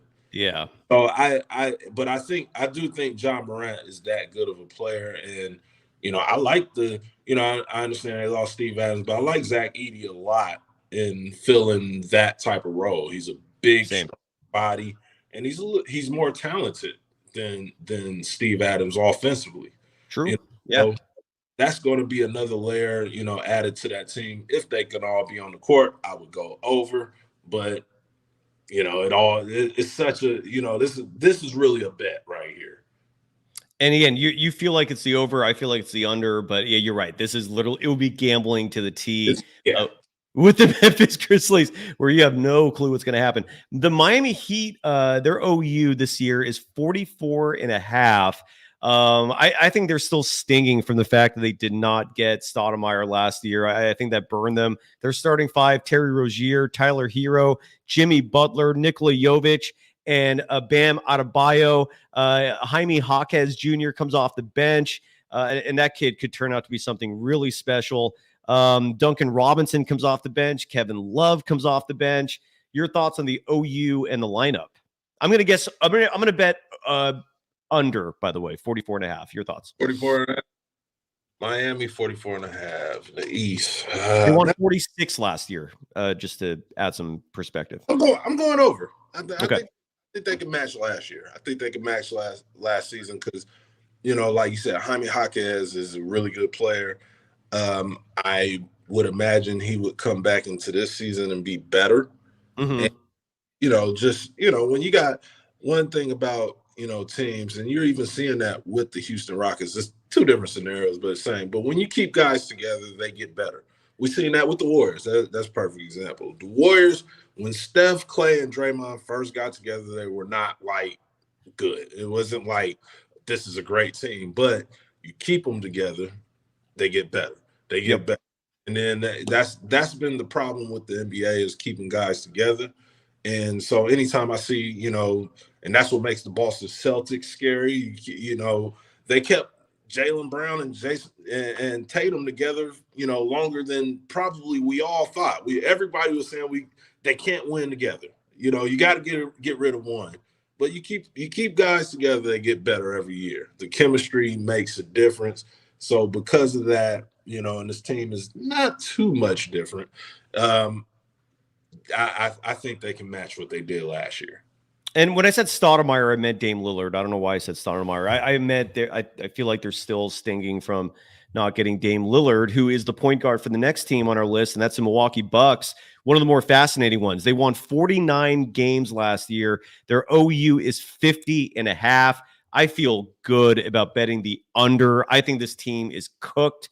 Their starting five is Dame Lillard, Chris Middleton, who might not even start the season on the roster because of health issues, Taurean Prince, Giannis Antetokounmpo, and Brook Lopez. He turns 36. Important bench pieces include DeLon Wright, Gary Trent Jr., Bobby Portis, who I think will be finishing games, AJ Green, Pat Connaughton, or some other bench pieces. Your thoughts? 50.5 on the OU. Are the Bucks cooked? Oh man, hold on. Whew. Name that bench again, real quick. Bench. So Bobby Portis is listed as a bench piece because they have Taurean Prince starting. Gary Trent Jr., which was a solid free agent acquisition for him. And then there's DeLon Wright, Pat Connaughton, AJ Green. That's it. Yeah. this is going to be a very, very interesting year for the Bucks. The over is at 50? 50.5. So you have to win 51 to win that bet if you bet the over. So I'm putting money on this. Into with Chris Middleton being, potentially missing a chunk of games or whatever, and which he did towards the end of last year too, or whatever. You're still going to be dealing with when he comes back, figuring out how things go, who's shooting the ball, where the ball goes. So I'm gonna go under. I think the Bucks. I disagree with you on them being cooked. I think they're going to be a good team if they can all get on the court together. Right. Huge if though. That's why, and I just don't think that's going to happen. I think that they're too old, man. That's my guess. I think they're too thin and they're too old. And hopefully Giannis asks out and gets traded to the Warriors.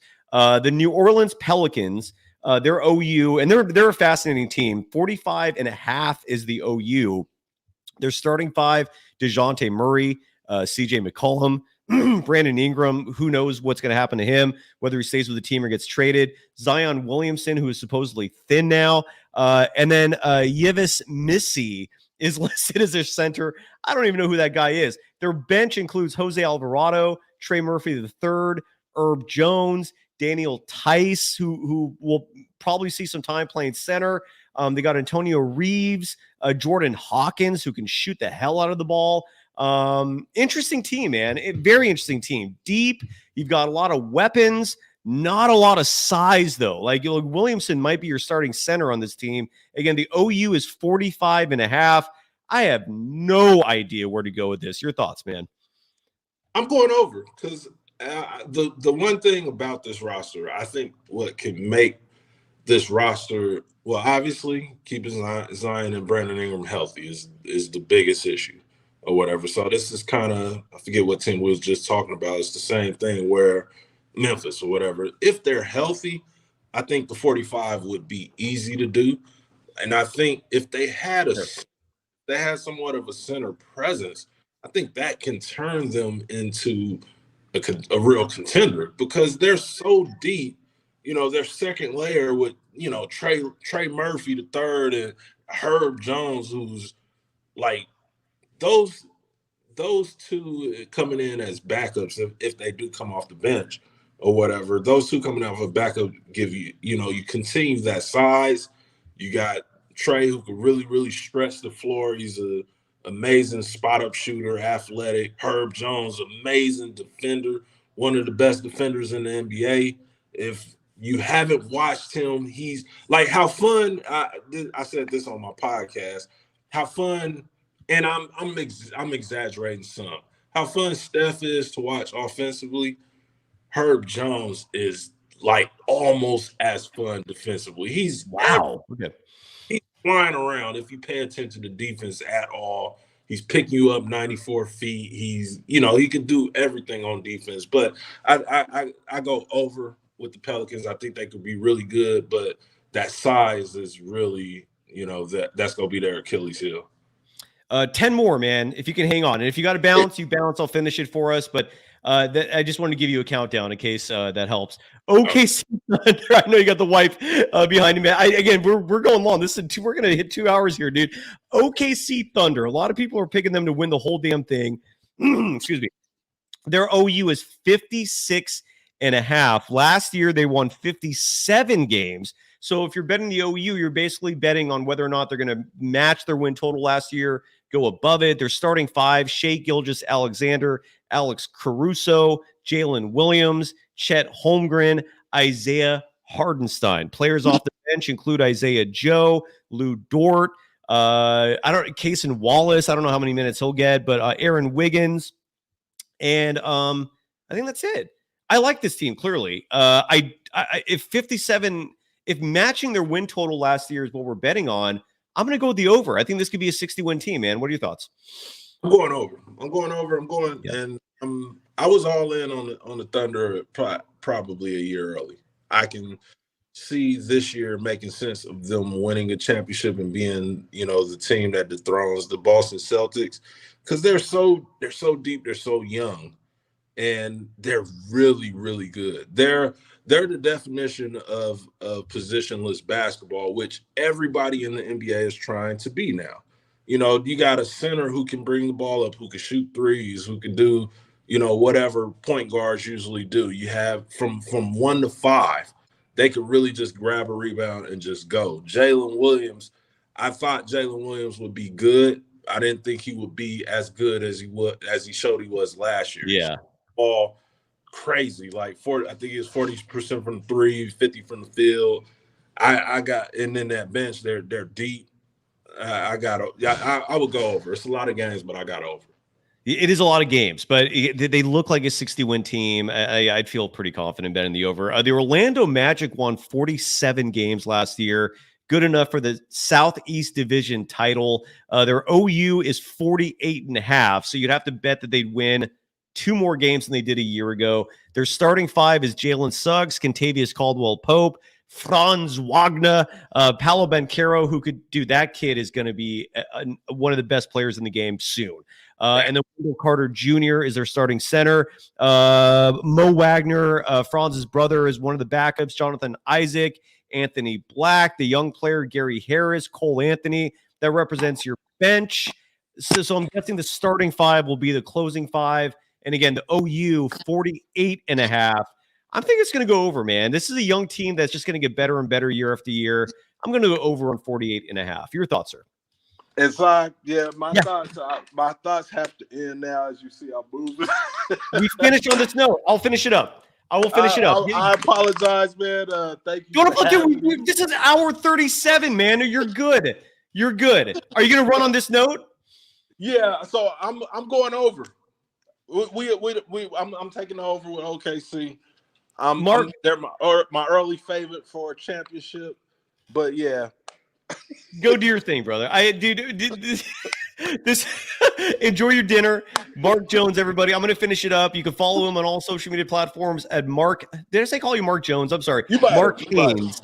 I apologize for that. Mark Haynes. If you get it with the Sack Observer and so much more, follow him at Mark Haynes NBA. Any last final thoughts before you go?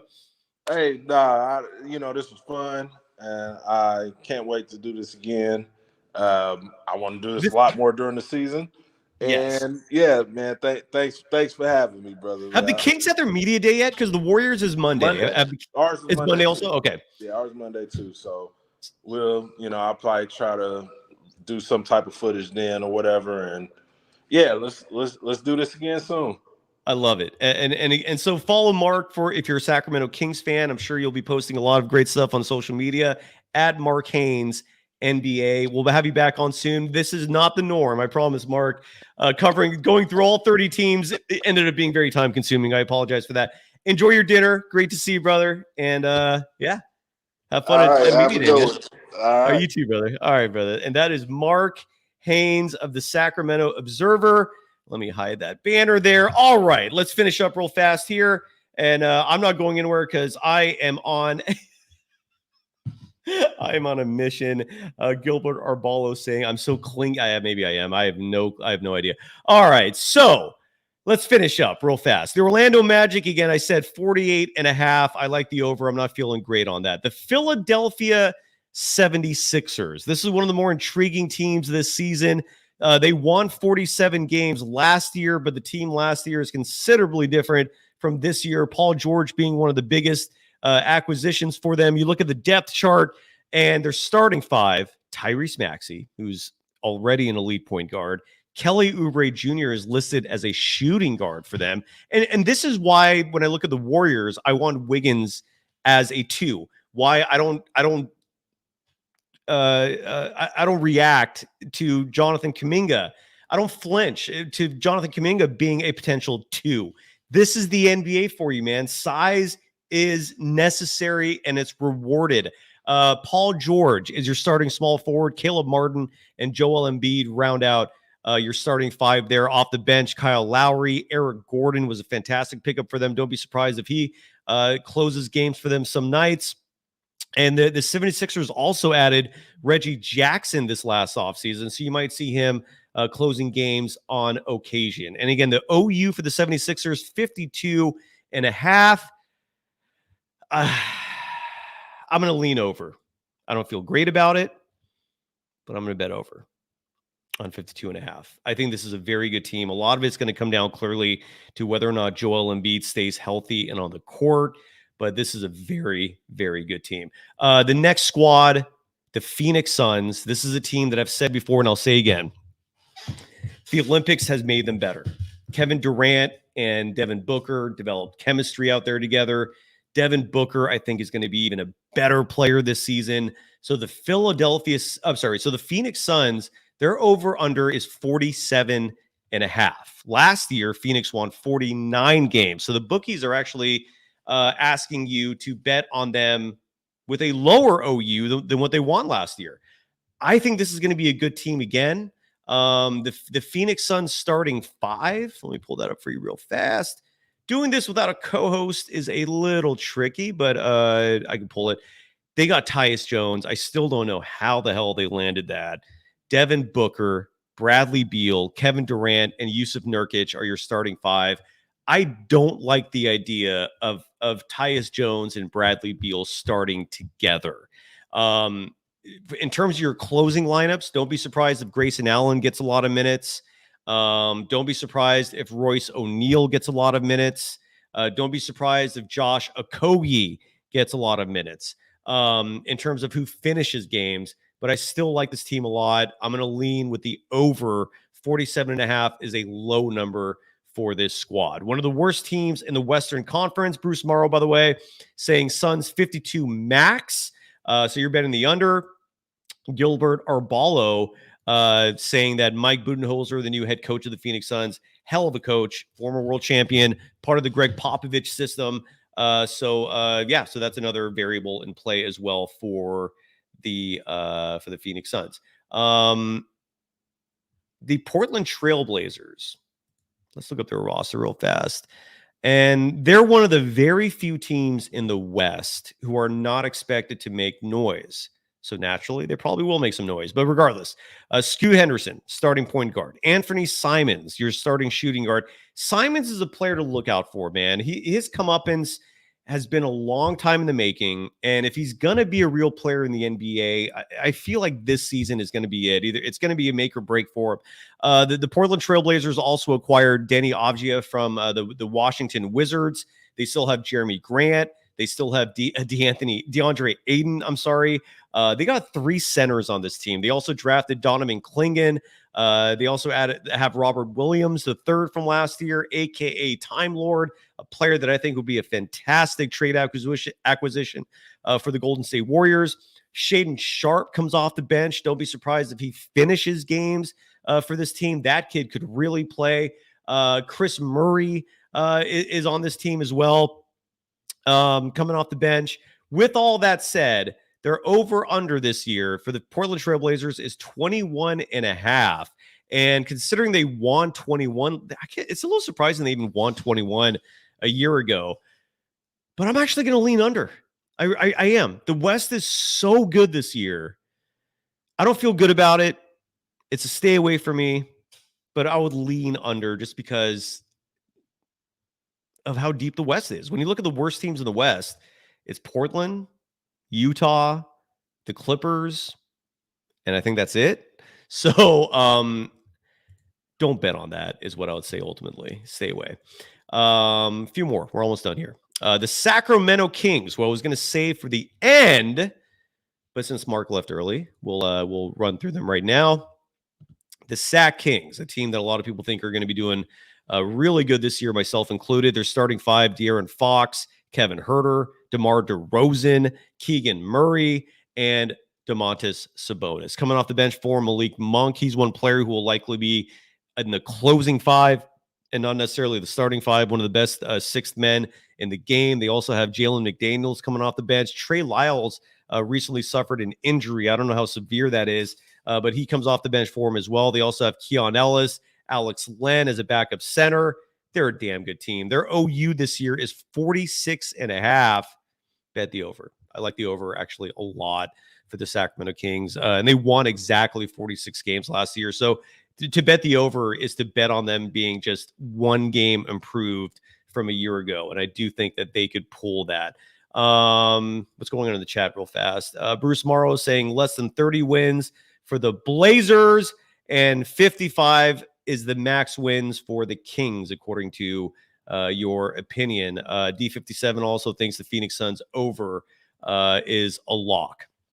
The San Antonio Spurs, they're going to be one of the interesting, intriguing teams in the NBA this season because of the all the transactions, all the new players, but maybe most importantly, the fact that Victor Wembanyama is in year 2.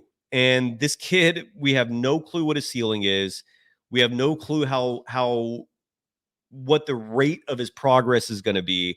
The starting 5 for the San Antonio Spurs projected as of right now: Chris Paul, Devin Vassell, who is hurt, by the way. I don't know how serious the injury is. Harrison Barnes, Jeremy Sochan, Sochan? Is it Sochan or Sochan? I can't remember. And Victor Wembanyama as your starting 5. Coming off the bench, Steven Castle, who draft pick. He might be a closer if he's really good. They also got Keldon Johnson, Zach Collins, Trey Jones. I mean, the more I look at it, the more I think they're not going to be a playoff team. Their OU is 36.5. Last year, the Spurs won 22, and that was with them mailing a lot of games in, throwing a lot of games.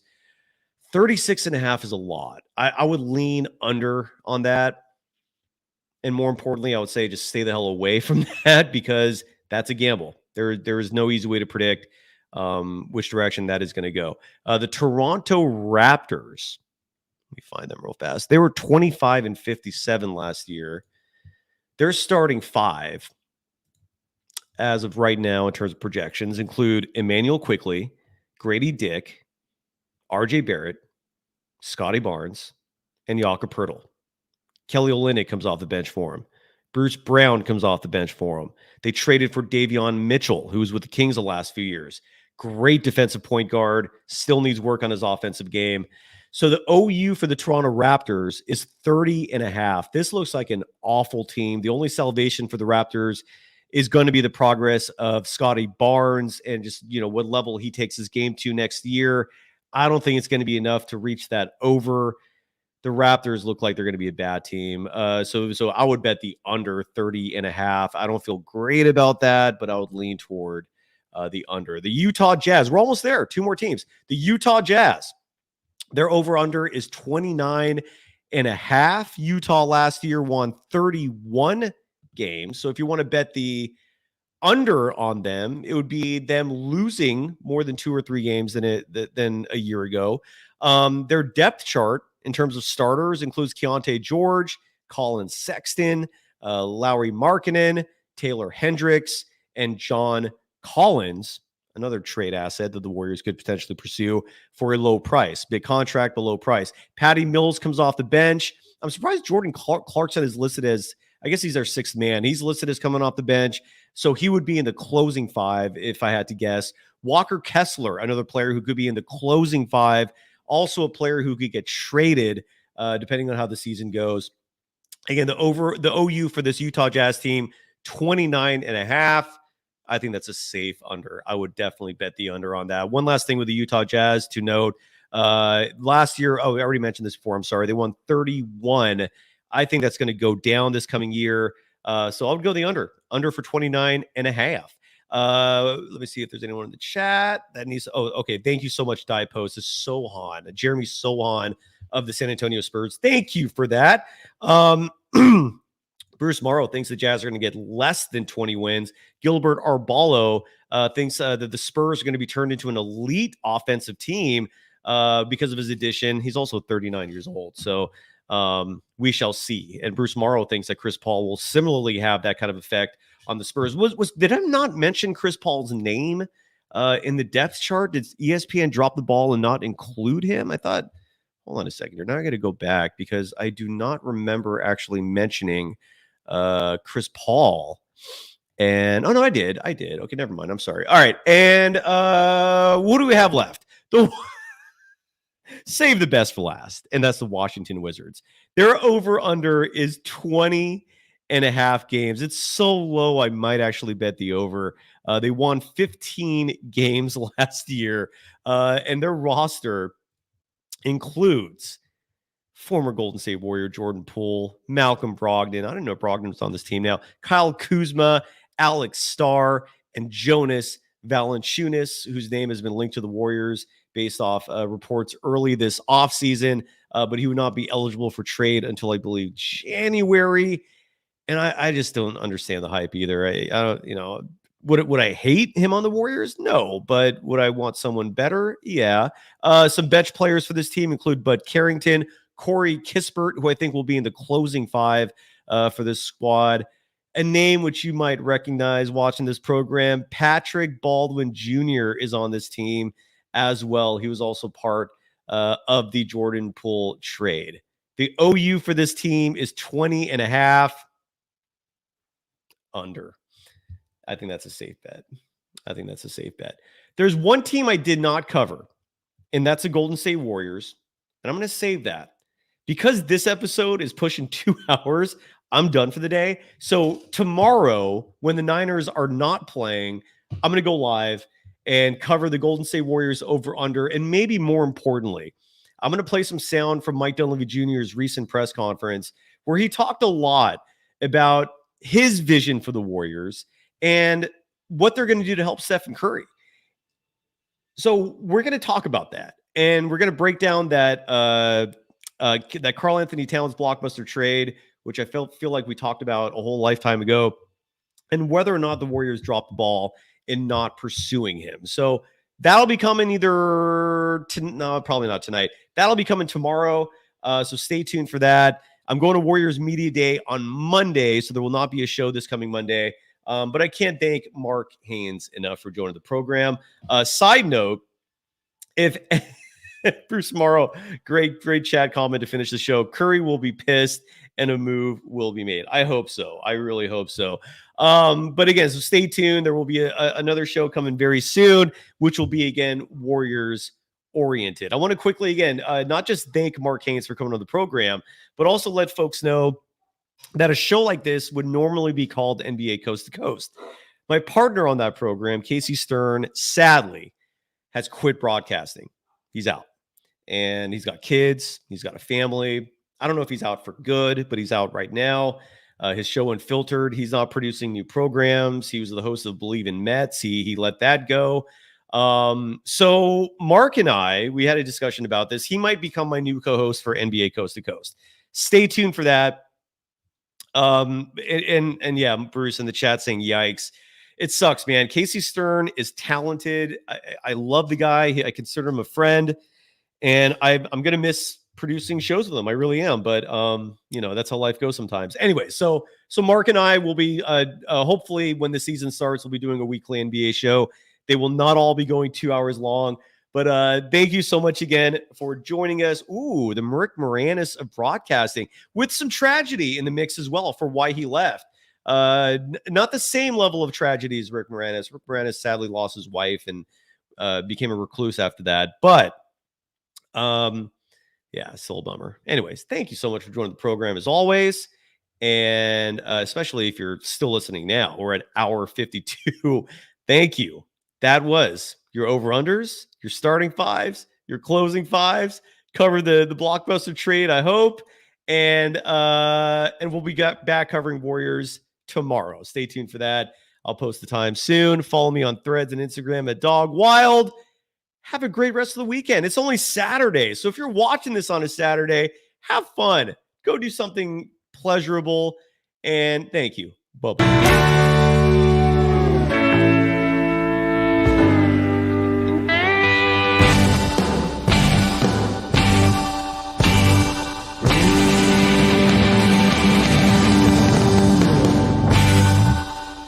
Bye-bye.